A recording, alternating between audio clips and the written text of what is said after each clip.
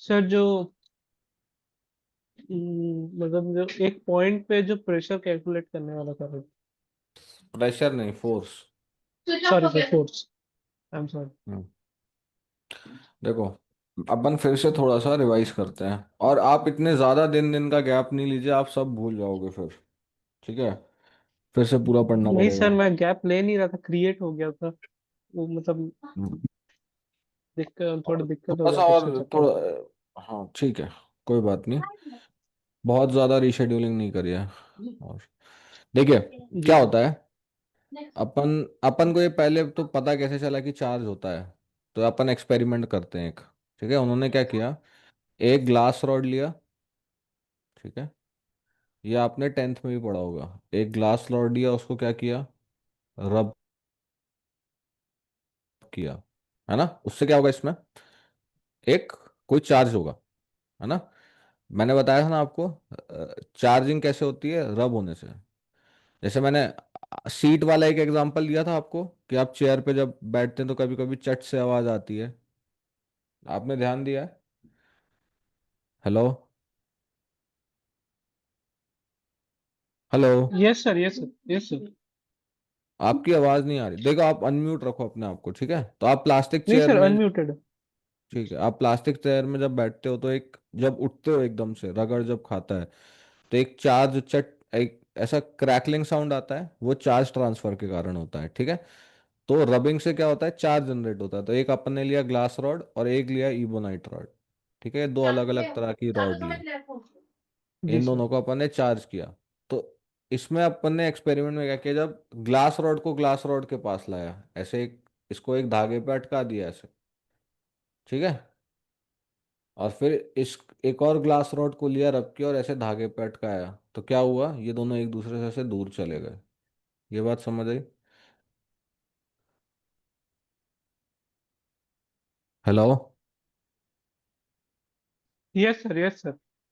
इस एक्सपेरिमेंट में ऐसा उन्होंने देखा कि जब दो ग्लास रॉड को अपन रब करके लाए, तो उन्होंने बोला कि ये दोनों दूर गए। ऐसे ही दो एबेनाइट रॉड को जब एक दूसरे के पास लाया, तो क्या हुआ, दोनों एक दूसरे से क्या होगा, दूर जाएंगे। दूर जाएंगे जाएंगे। है ना, क्योंकि सेम तरह का चार्ज आएगा दोनों पे। फिर उन्होंने जी क्या सर। किया, एक ग्लास रॉड लिया और एक एबोनाइट रॉड लिया। फिर जब इन दोनों को ऐसे लगाया, लटका के, तो ये दोनों एक दूसरे को अट्रैक्ट करने लगे ऐसे। ठीक है, तो यहां से उनको ये समझ आया कि दो तरह के चार्ज हैं। है ना, जी सर। जब जब ऐसे टाइप के, जब जब सेम तरह के चार्ज अपन ला रहे हैं, तो क्या हो रहा है, सेम तरह का मटेरियल है, मतलब सेम तरह का चार्ज आया होगा रब करने से। है ना, जी सर। तो जी उन सर। दोनों में क्या कर रहे हैं, वो दोनों रिपेल कर रहे हैं। ठीक है, जी सर। और जब उन्होंने ये ग्लास राइड और इबोनाइट रॉड लगाया, तो उससे क्या हुआ, ये दोनों अट्रैक्ट करने लगे। तो अभी वहां से जी अपन सर। ने क्या डिराइव किया, कि चार्ज होते हैं। है ना, चार्ज होते हैं, चार्ज की, चार्ज, और कैसे होते हैं, दो टाइप के होते हैं। एक को अपन ने क्या बोल दिया, पॉजिटिव, और दूसरे को नेगेटिव, जस्ट अपने रेफरेंस के लिए। है ना, जी सर। तो जो अपना ये ग्लास पे जो चार्ज आया, है ना, इसको इन्होंने जी सर। पॉजिटिव कह दिया, बात खत्म। जी ग्लास सर। रॉड पे जो चार्ज आया उसको उन्होंने पॉजिटिव कह दिया, और एबोनाइट रॉड वाले को नेगेटिव कह दिया। तो अब आप कोई भी पॉजिटिव चार्ज चीज ग्लास रॉड के साथ ऐसे लटकाओगे, तो वो क्या करेगी, रिपेल करेगी। हाँ या ना, तो उससे अपने को पता चल जाएगा कि वो हम्म। पॉजिटिवली चार्ज है कि नेगेटिवली चार्ज है। समझ आए? जी सर। ये बात समझ आई कि रिपल्शन जो है, और जो रिपल्शन है, वो होता है करेक्ट टेस्ट कि कोई बॉडी चार्ज है कि नहीं। समझ आया, ना कि अट्रैक्शन।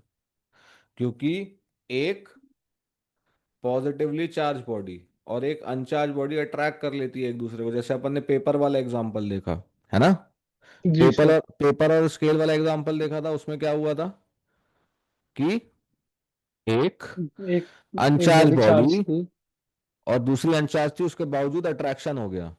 ठीक है, जी सर।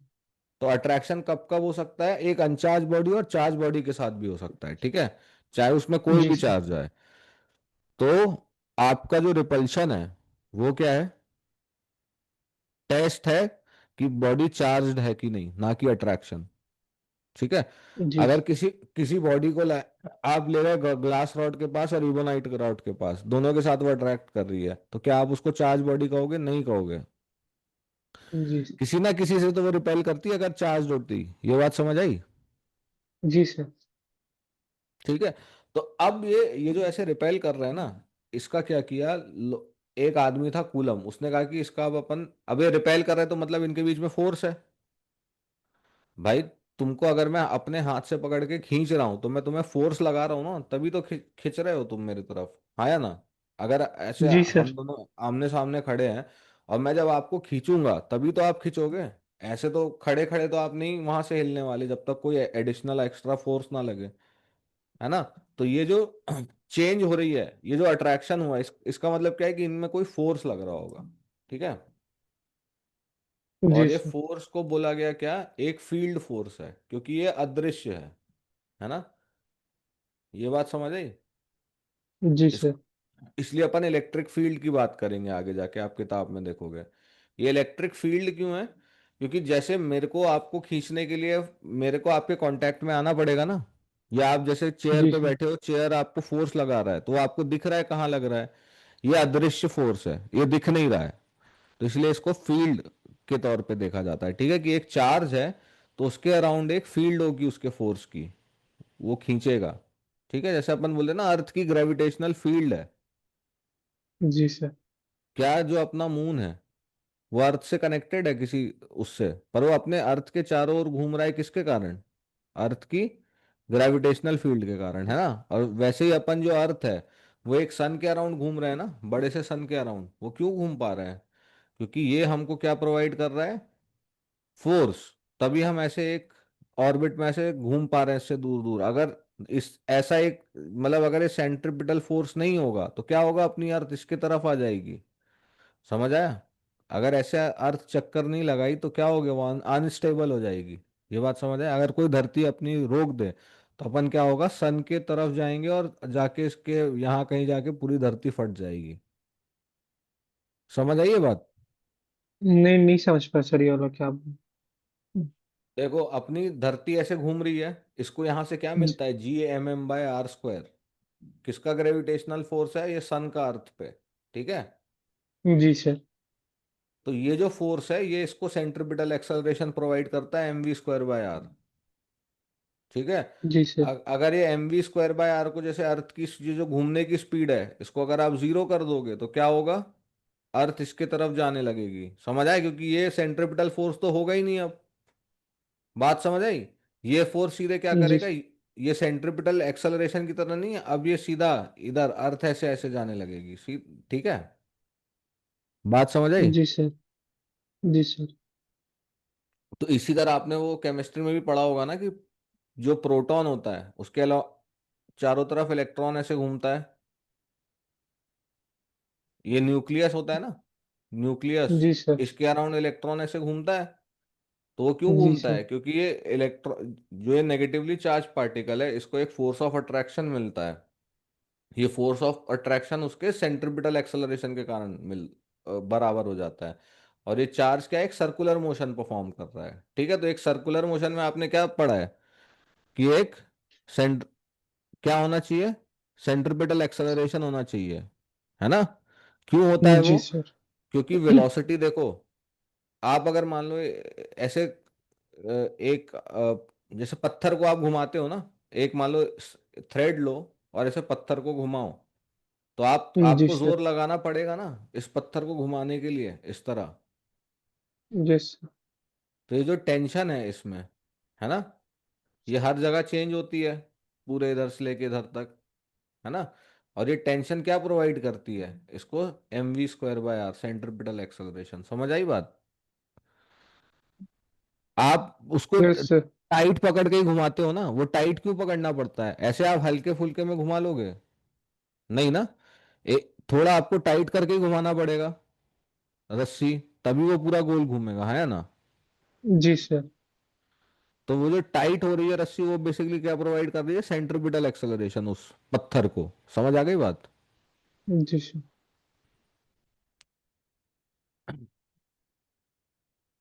तो ये जो इलेक्ट्रिक फील्ड है, इसी की तरह क्या है, ये जो इलेक्ट्रॉन है ना, ये किसकी इलेक्ट्रिक फील्ड के अराउंड घूम रहा है? इस न्यूक्लियस की। क्योंकि क्यों होगी वो? इसका पॉजिटिव चार्ज है, तो उस इलेक्ट्रिक फील्ड में इसका गोल घूमना सबसे स्टेबल कॉन्फ़िगरेशन है, वरना ये एटम एग्जिस्ट नहीं करेगा। समझ आई ये बात? जी सर। कि थोड़ा टफ हो गया है? थोड़ा टफ हो गया सर। क्या नहीं समझ आया इधर, ये बताओ। सर मतलब समझ आ रहा है, वैसा नहीं एकदम हाँ बिल्कुल समझ ही नहीं आ रहा, फिर थोड़ा हाँ दिमाग में थोड़ा हौच पौच हो जा रहा है, कोई दिक्कत नहीं सर। मैं खुद पढ़ूंगा सर ना एक बार और, तो क्लियर हो जाएगा, कोई हाँ। प्रॉब्लम नहीं है सर। ये आपको थोड़ा सा ना 11th के कॉन्सेप्ट पढ़ने पड़ेंगे, क्योंकि ये सब अभी लगेंगे आगे मैग्नेटिक फील्ड में भी और इसमें भी, तो मैं वही थोड़ा थोड़ा बता रहा हूँ।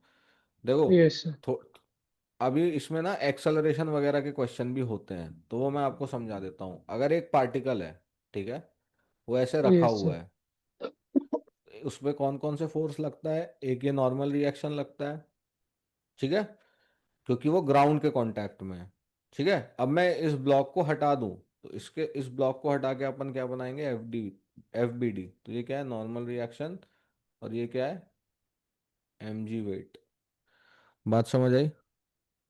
जी सर।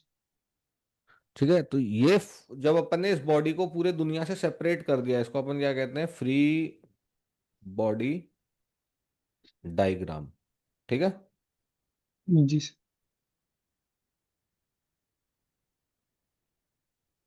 अब ये सर पूरी ये दुनिया, वाले को ना।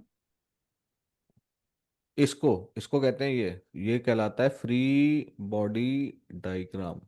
ठीक है, ये दुनिया से आजाद हो गया है ना। ये किसी से कनेक्टेड है? नहीं। ये सिर्फ अकेली एक बॉडी है, इस पे अपन ने ऐसे फोर्स बता दिए, तो इसको फ्री बॉडी डायग्राम कहते हैं। समझ आया? जी सर। अब देखो, ये इसका काम क्या है? अब ये जो है, इस पे अपने को पता करना है कि ये नॉर्मल रिएक्शन मान लो कितना है। ठीक है, तो ये कैसे कर पाएंगे? अब ये जब अपने को पता है कि ये जमीन पे रखी हुई है, तो इसका एक्सेलरेशन किसी भी डायरेक्शन में क्या होगा? जीरो, है ना। भाई, अगर एक जी ऑब्जेक्ट सर। रखा हुआ है धरती पे, तो क्या उसका कोई एक्सेलरेशन होगा? नहीं सर। नहीं होगा। तो ये n इक्वल टू बराबर क्या आ जाता है तुम्हारा? mg। समझ आई बात? जी सर। क्योंकि तभी ये ऑब्जेक्ट जीरो एक्सेलरेशन के साथ रह सकता है ना, क्योंकि इस पे फोर्स जीरो है, तो इस पे एक्सेलरेशन जीरो है। इसका मतलब क्या है? कि इस पे force along any direction zero होना चाहिए, है ना। तो फोर्स इस पे क्या होना चाहिए? जीरो होना चाहिए। तो यहां से क्या आ जाएगा? n-mg। अलोंग एक्स एक्सिस लिखा है मैंने, ये जीरो होना चाहिए, तो यहां से कितना आ गया? n equal to mg। ये बात समझ आई? कैसे अपन यस ये लिख सर। देते हैं? अब देखो, एक एक ऑब्जेक्ट सेकंड। है, एक ऑब्जेक्ट है ऐसे रखा हुआ है, ठीक है। जी सर। इसको अगर आप ऐसे आगे खींचोगे, यस। तो क्या होगा? अब ये मूव करेगा। क्यों करेगा? क्योंकि आप इसको आगे खींच रहे हो, इसको रोकने के लिए कोई फोर्स नहीं है। अभी मैं बोल रहा हूँ सरफेस फ्रिक्शनलेस है, ठीक है, इसमें फ्रिक्शन नहीं है।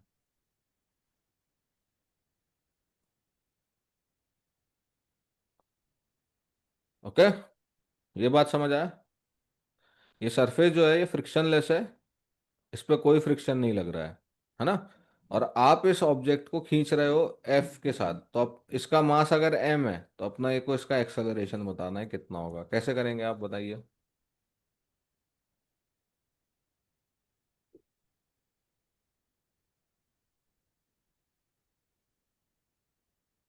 बता सकते हैं कैसे करेंगे?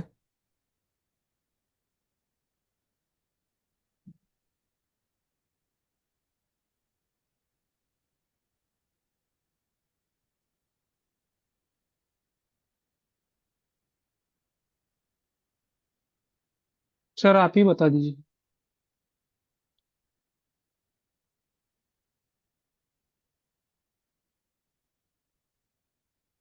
सर। यस। तो देखो, इधर पे क्या है?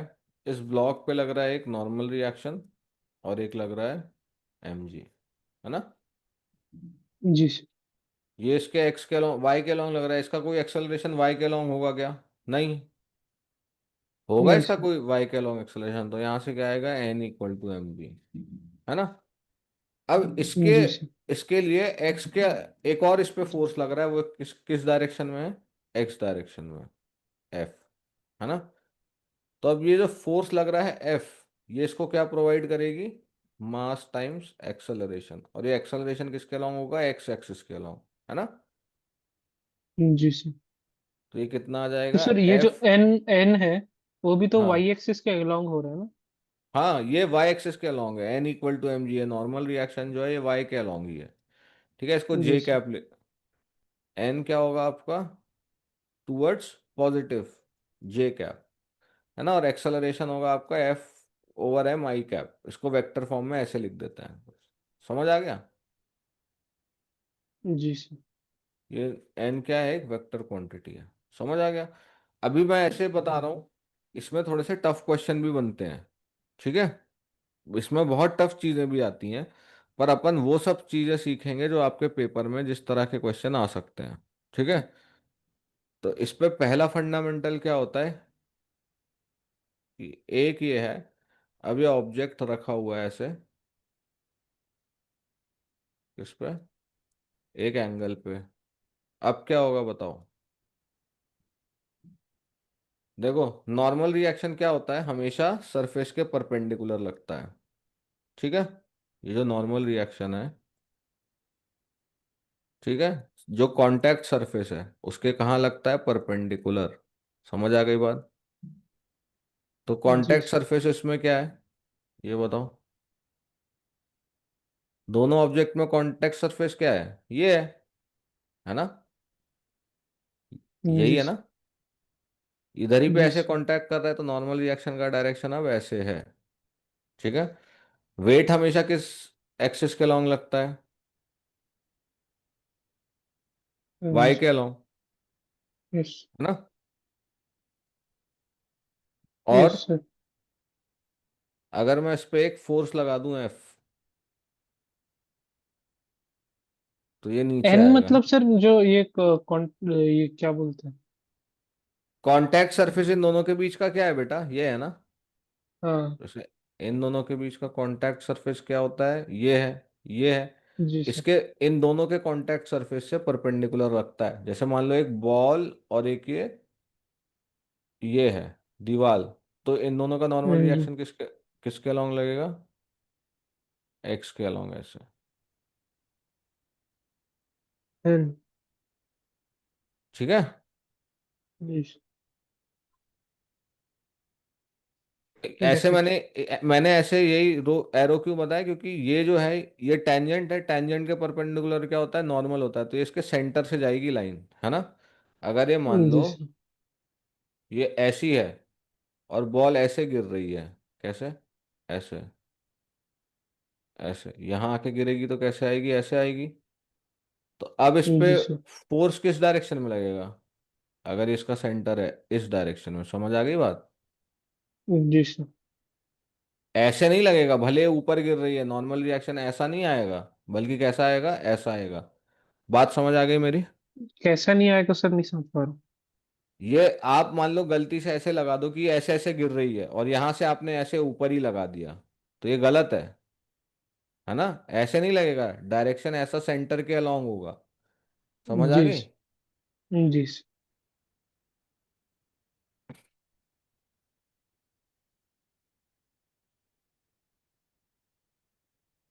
अब बताओ इसमें कैसे, अपन इसमें क्या करेंगे अब।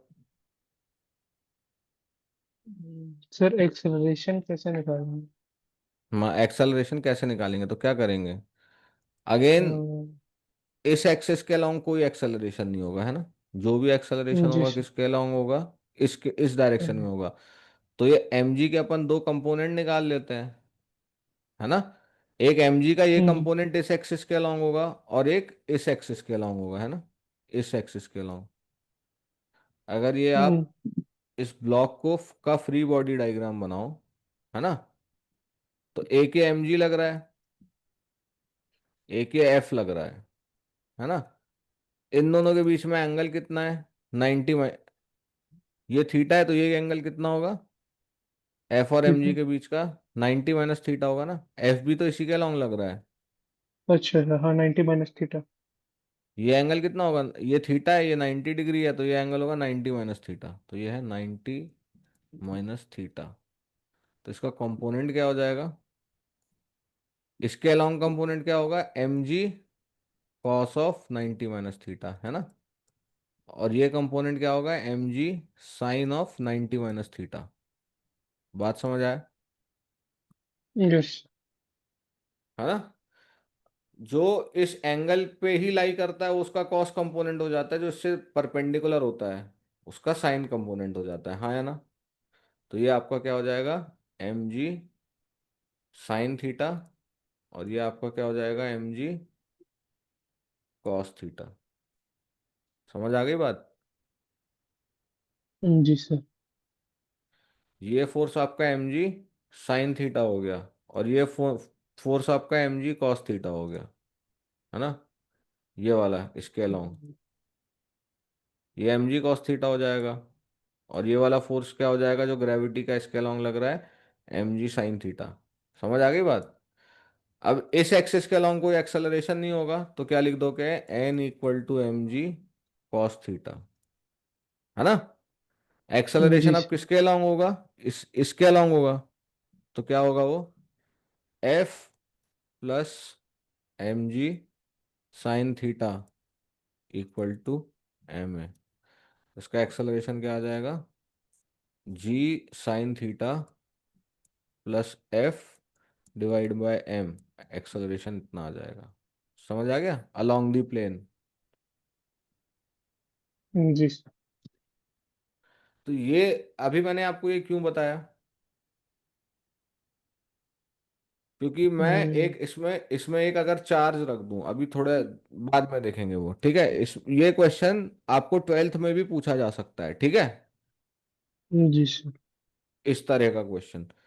अभी ये बात समझ आई। अब मैं बोलूं कि आप ऐसा मुझे फोर्स बताइए जो आप अप द प्लेन लगाएं कि ये ब्लॉक रेस्ट पे रहे, तो आप क्या बताओगे? कैसे क्या करोगे?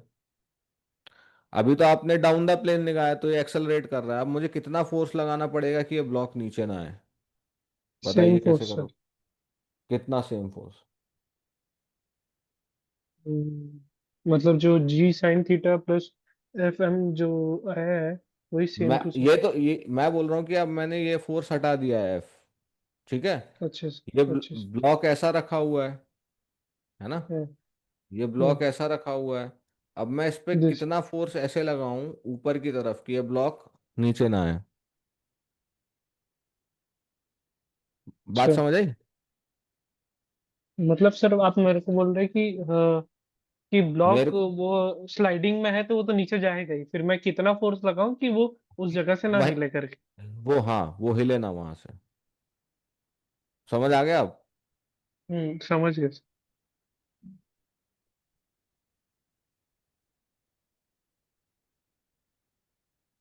इसका हाफ सर। नहीं बाबा, पहले ऐसे ऐसे नहीं होगा। पेन पेंसिल उठाओ, डायग्राम बनाओ और करो, ठीक है। देखो, ठीक है सर। ये तुम्हारा वैसा नहीं है अब ना, 10th जैसा कि एक याद कर लिया और उससे हो जाएगा। थोड़ा सा सोचना पड़ता है। तो आराम से अपना टाइम लो, पेन पेपर में बनाओ। जहां डाउट फंसे मेरे से पूछो, ठीक है। करो एक बार खुद से करो ये क्वेश्चन, कितना फोर्स लगाना पड़ेगा कि ये ब्लॉक नीचे ना आए।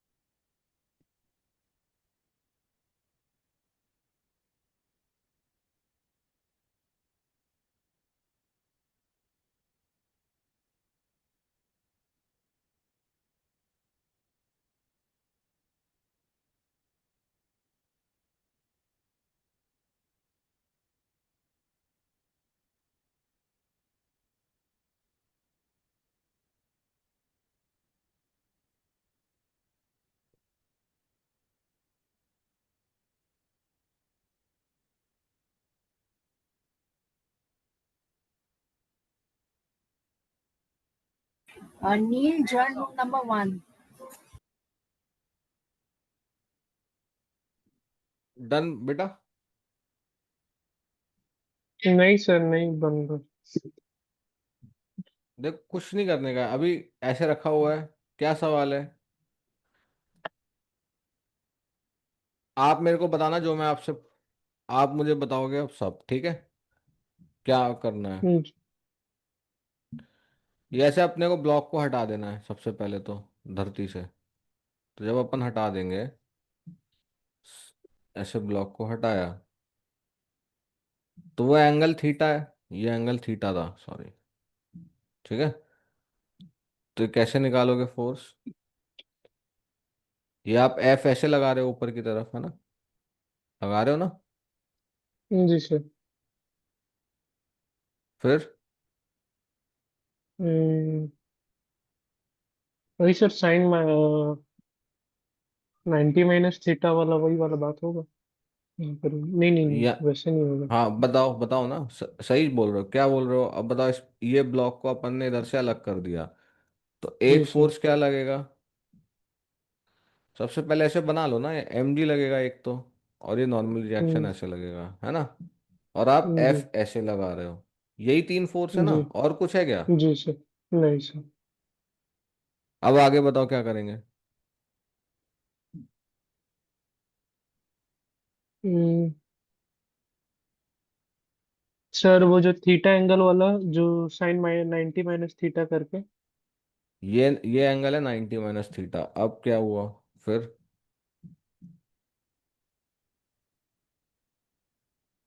सर उसका ए, ए, एक ये कंपोनेंट आएगा, एक ये कंपोनेंट आएगा, हम्म, है ना? ऐसे परपेंडिकुलर अपन इस, ऐसे, और यहाँ पे आप क्या कर लिया करो, ऐसे एक्स और वाई एक्सिस बना लिया करो, ठीक है? कि ये आपकी एक्स एक्सिस है और ये आपकी वाई एक्सिस है, जी आपके सर। लिए। अभी जब आप शुरू शुरू में कर रहे हो, ठीक है, अभी आपकी वाई और एक्स एक्सिस हो गई, तो अब आपके एक्स एक्सिस के अलोंग इसको फोर्स को निकालना पड़ेगा ना, तो ये क्या होगा, इसका कॉस कंपोनेंट होगा। होगा कि नहीं? जी सर।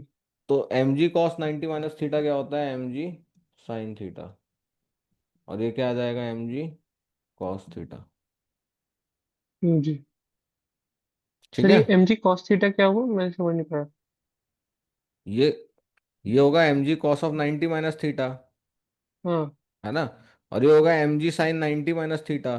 तो साइन 90 - थीटा क्या हो जाता है? Cos theta. ठीक जी। है। जी सर। ये आपको आइडेंटिटी पता है कि नहीं? Sine of 90 - theta cos theta होता है। जी मैथ्स में सर। पता है।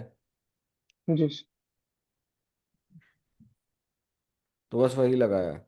ठीक है। यस तो सर। अब आप बताओ यहाँ से क्या आ जाएगा? अब ये ब्लॉक रेस्ट पे, ये नीचे नहीं जा रहा है, मतलब रेस्ट पे है ना, तो एफ बराबर किसके होना चाहिए? एम जी साइन थीटा के। और एन बराबर किसके होना चाहिए? एम जी कॉस थीटा के। समझ आ गया? तभी ये रेस्ट पे रहेगा। बस इतना सिंपल क्वेश्चन था। कितना टाइम लगा करने में?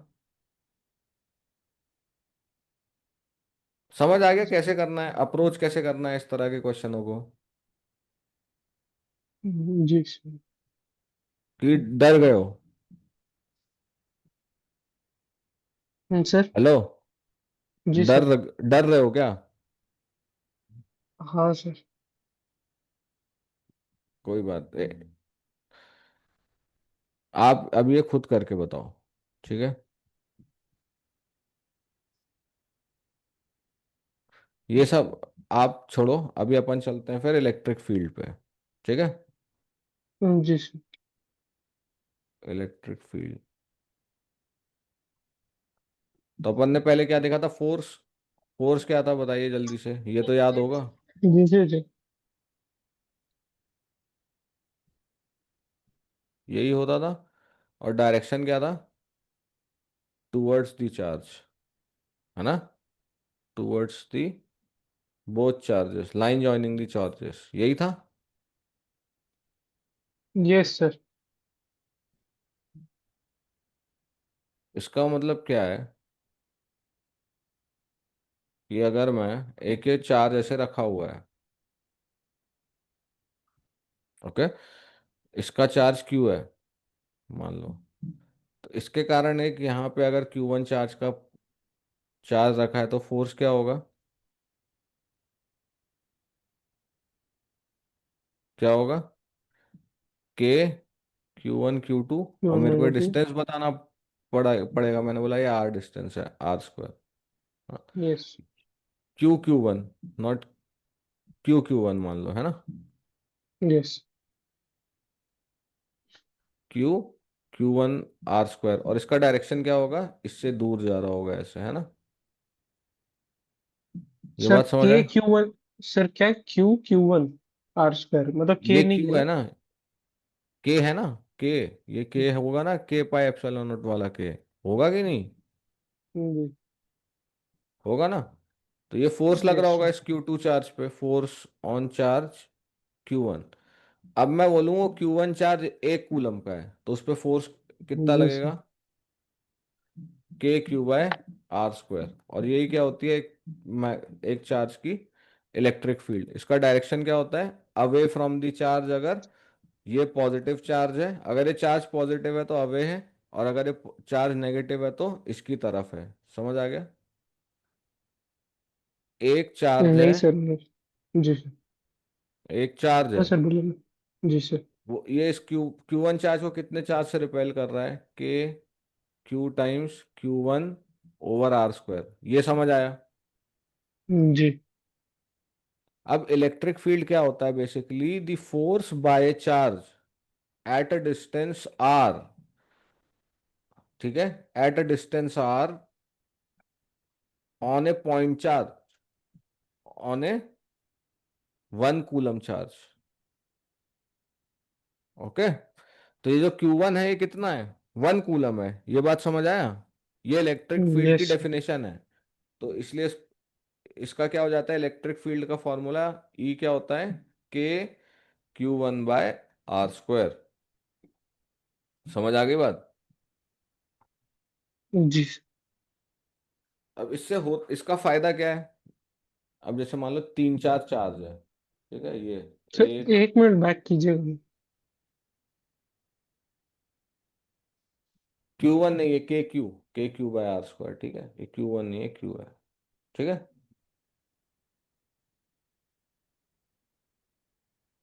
तो डिस्टेंस ठीक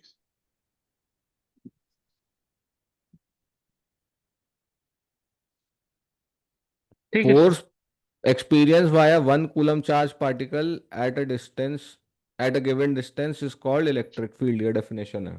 ओके, इसकी यूनिट क्या हम्म, होगी, न्यूटन पर कूलम। इसकी यूनिट होती है न्यूटन पर कूलम, ठीक है।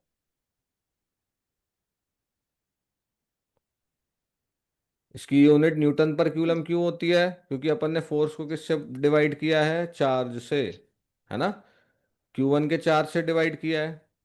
बात समझ आया। Yes sir.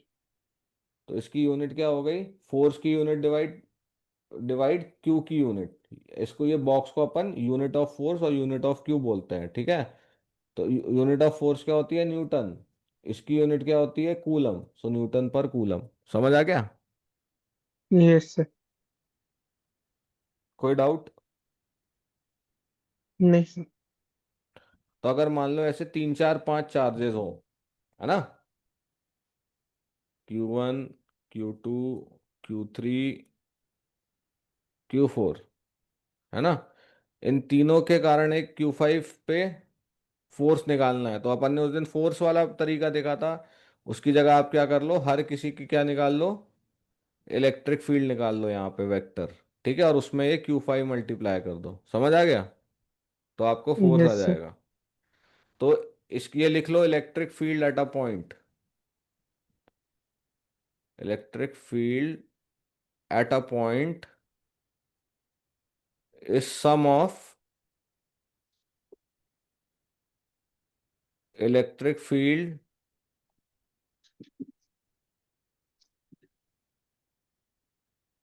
Of all charges in the vicinity of, in the vicinity sir vicinity of, में आसपास, in the vicinity of the point where we are finding electric field.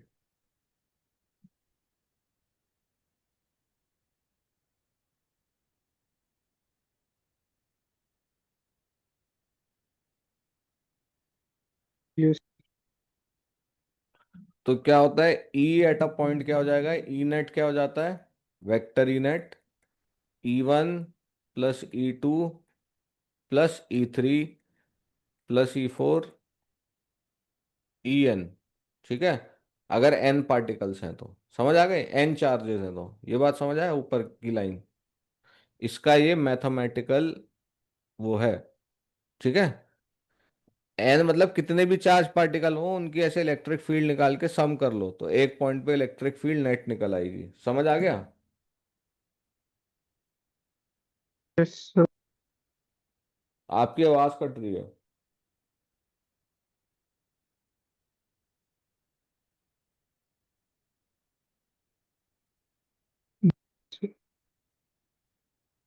मेरे को आपका आवाज नहीं आ रहा है बेटा, कट रहा है बहुत ज्यादा।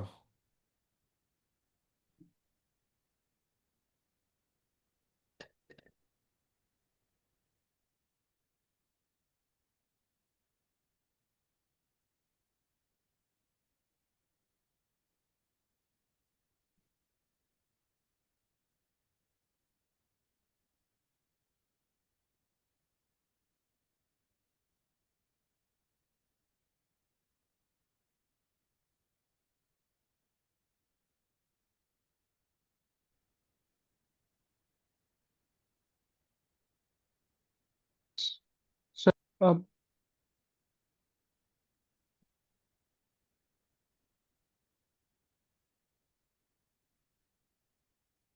हेलो। सर आ, नहीं आ रही आपकी आवाज अच्छे से बेटा,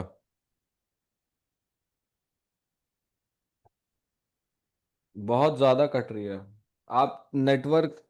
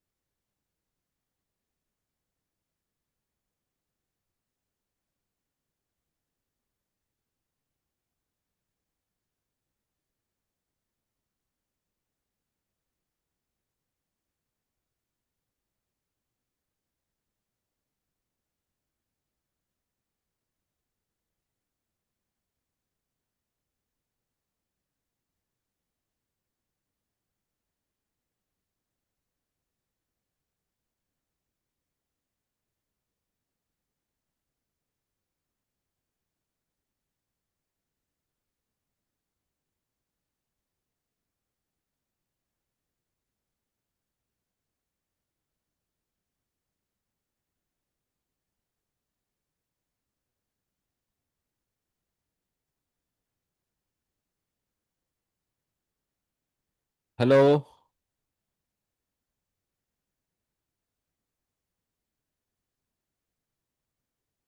हेलो शुभम। सर आवाज आ रही है आपको मेरी?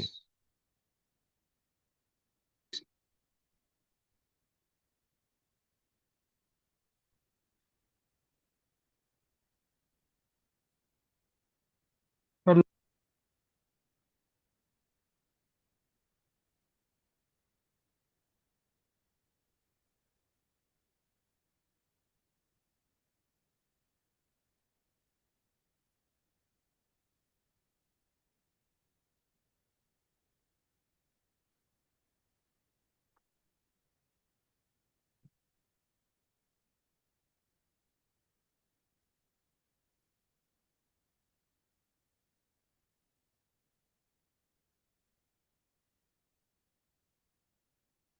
हेलो।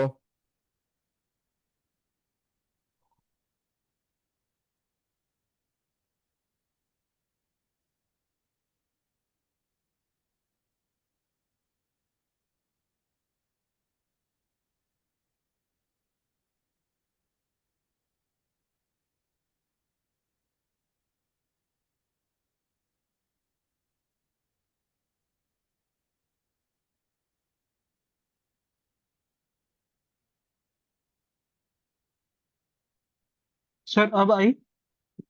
हाँ आ रही है अब। सर आप कंटिन्यू कीजिए सर, यहाँ थोड़ा वेदर प्रॉब्लम है, मतलब बारिश वारिश हो रही है ना थोड़ी जोर से, तो बार बार नेटवर्क कट रह जा रहा है। आई विल लिसन, मतलब मेरे को आपकी आवाज आ रही थी कंटिन्यू। ओके। तो जी ठीक सर। है, अभी मैं क्या बोल रहा था कि इधर तक आपने जितना आज पढ़ा है यहाँ तक आप रिवाइज करिए। ठीक है। जी सर। एक बार जी सर। अपन ऊपर से देख लेते हैं, इसमें कोई डाउट है? चार्ज, फोर्स, नहीं सर। के क्यू, नहीं नहीं सर। इसमें कोई डाउट था? या N equal to M G, जब ये टेढ़ा हुआ है इसमें कोई डाउट, इसमें डाउट आपको आया? ठीक है, एक बार ये फिर से आप देखना, मैंने जो यस सर। समझाया एक बार फिर से देखना, है ना, आपको ये समझ आ जाएगा, बहुत आसान चीज़ है। और खुद से करके देखना। ठीक है, जी जहां सर। फंस रहे हो फिर हेल्प लेना। फिर एक ये है, जी सर। जी सर। देखो अभी मैं आपको मैंने बताया कि कैसे पढ़ना चाहिए, इस बारे में हमने डिस्कशन किया है क्या? नहीं ना? मैं आपको वो बता देता हूँ।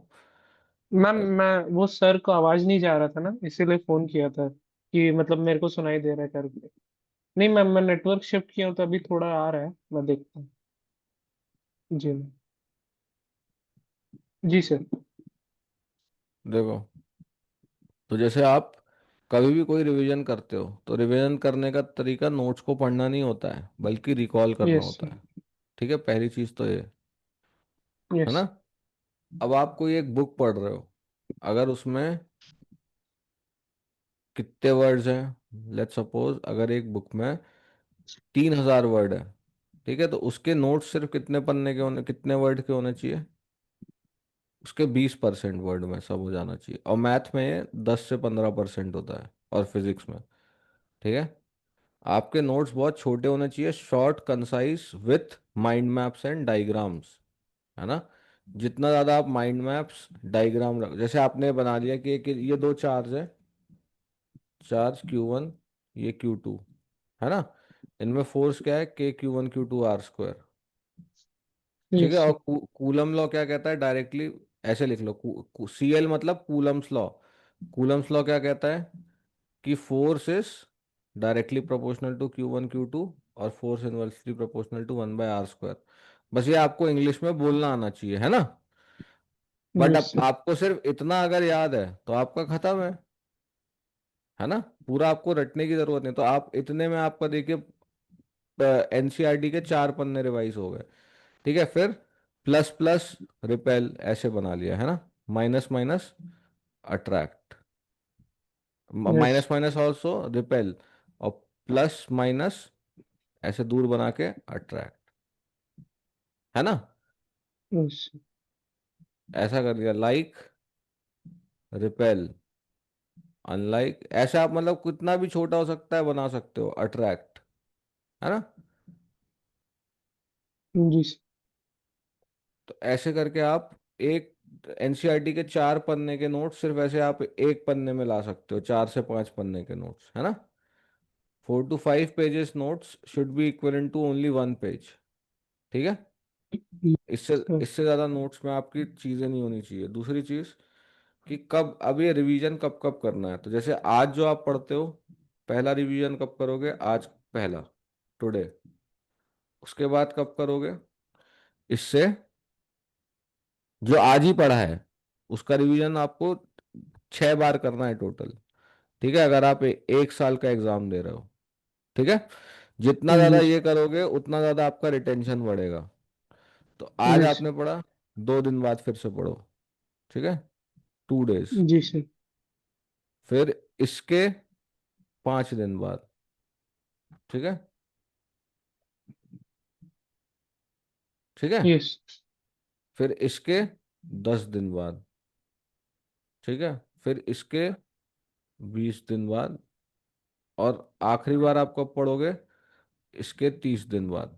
ठीक है, और उसके बाद जो एक बचेगा छठा रिवीजन, वो होता है हर तीसरे मंथ में।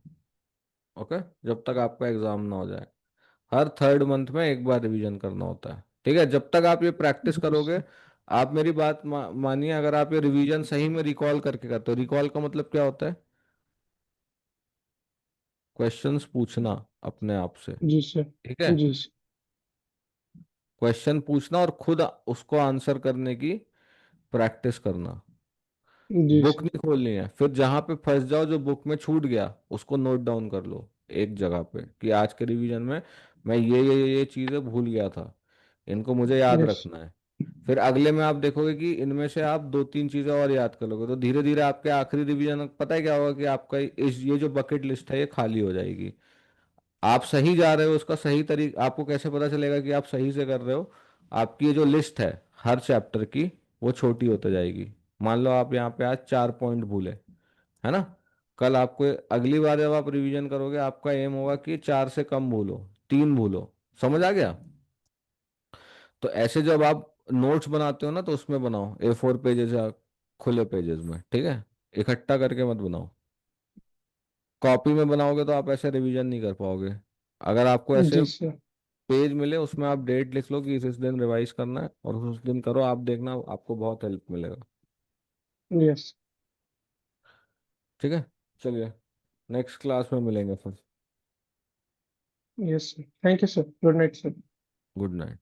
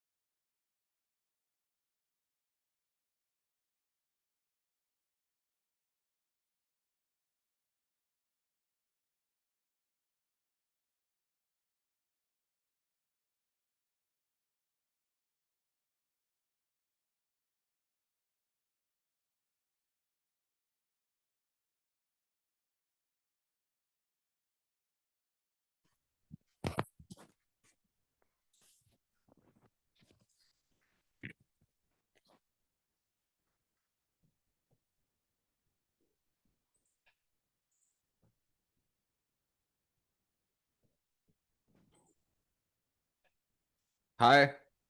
Hello, sir. Good Ah, morning. good morning. No, so for me it is good night. For you, good morning. Yeah. Mhm. Yeah. So, what we have discussed? Okay, so basically last class we were reviewing projectile motion and like the different types of questions associated with projectile motion and like the how to solve for the time, maximum height, the range, and like the equations that we can derive Okay. so we can solve for those. And then you gave me a worksheet of questions to work through and I did those questions, but I wasn't able to do two out of the like the questions that you gave me. But I tried really hard though. What were those questions? I can share my screen. I can show you. Okay, go ahead. 1 second. Let me open it up.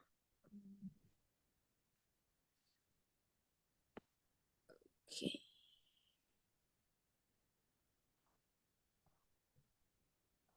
Mm, okay, I'll share my screen.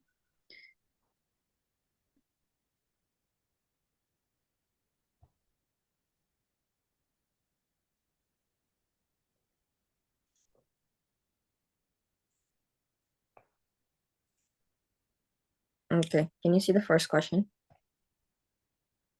Okay.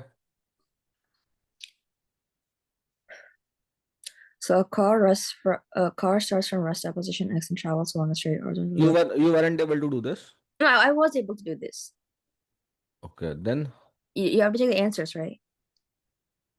okay, if you are able to do it, you move ahead. I guess your graph is correct. Your acceleration is correct. Very good. And then I got 56 for displacement. That will be area under that trapezium, right? See, there are two methods. Mm-hmm. You can calculate the area of that trapezium that is Oh, there. okay. So can you calculate that half times 10? And what was the constant velocity? 8 And that was for how many seconds? 4 seconds. seconds. Mm-hmm. So 10 plus 4 is 14. 14 by 2 is how 20, much? 28. 40, huh? 14 by 14 divided. 14. I thought you said 14 times. 14 by 2, 7. And what is the maximum velocity? That is the height. The maximum. 8.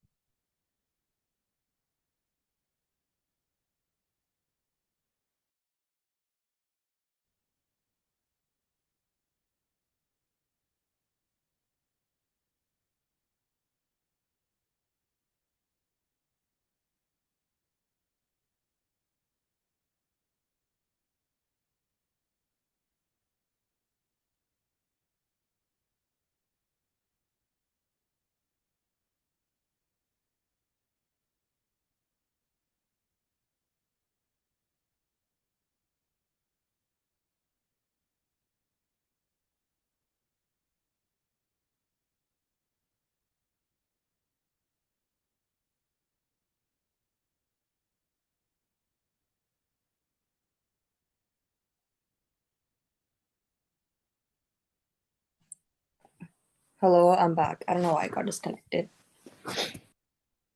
Okay. Okay, wait, I'll share my screen again. So that is 56. Yeah, I got 56.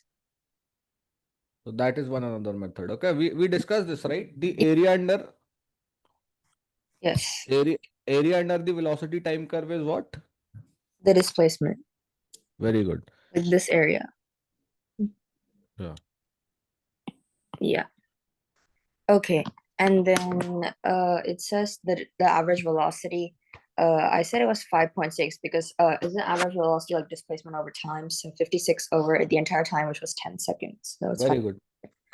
Okay, and then it said at what time, if any, is the car momentarily at rest after t? So velocity is 0.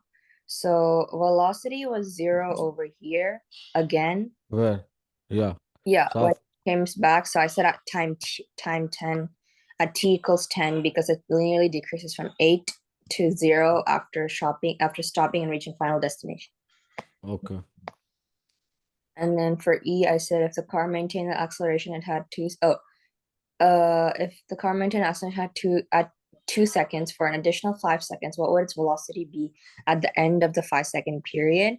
So it's saying that the acceleration that it had at t equals 2, which was 2.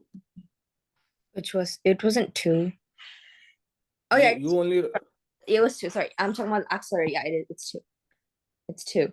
So if it maintained that for an additional 5 seconds, so until it was like 7, if it maintained the 2, so what would be the velocity? So that's just 5 over, I mean, that would be 2.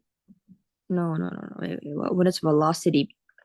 Yeah, it's 5 times, what did I do over here? 7 seconds. Oh yeah, it's, no, what am I doing? What would You be, have change in velocity is acceleration over time. You have got the right answer, but by a wrong method. Okay. mm-hmm. You have gotten the right answer, but you have Okay. chosen the wrong method there. Okay. Change in Okay. velocity. U is not 2. U is how much? 4. At 2 seconds, what is the velocity of the car? 4 meter per second. Yeah, Right? yeah. So, No, it's 2. U It's 2. The acceleration is 2. acceleration is 2. That's correct. U, initial speed. Your speed at 2 seconds. What is that? Your velocity at 2 seconds. Yeah. Um, 4 meter per second, right? yeah. Well, how do you know that? It's just saying over here from 0 to 4 seconds, velocity increases. Oh, linearly. Okay, yes.